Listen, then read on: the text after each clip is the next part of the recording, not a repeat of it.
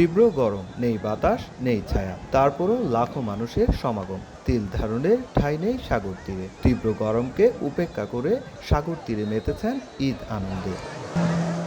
সাগর তীরের শৈবাল থেকে কলাতলি পয়েন্ট, নোনাজলে মানুষের উপচে পড়া ভিড়। তীব্র গরমে সব প্রশান্তি যেন সাগর জলে। ঈদের টানা ছুটিতে কক্সবাজার ভ্রমণে এসে মেতেছেন নোনাজলে, জ্যাডিস্কি, টিউব ও ঘোড়ার পিঠে। আর প্রিয় মুহূর্তগুলো বন্দি করছেন ক্যামেরার ফ্রেমে। গরমকে হার মানিয়ে আমরা আনন্দ সবাইকে সবার মাঝে ভাগ করে নিচ্ছি। ঈদে তো সাধারণত আমরা আত্মীয়দের বাসায় যাই বা এদিক সেদিক ঘোরা হয়, কিন্তু সমুদ্রে প্রথমবার এসে খুবই আনন্দিত লাগে। আজকের জন্য নিজেকেও বাচ্চা মনে হইতেছে।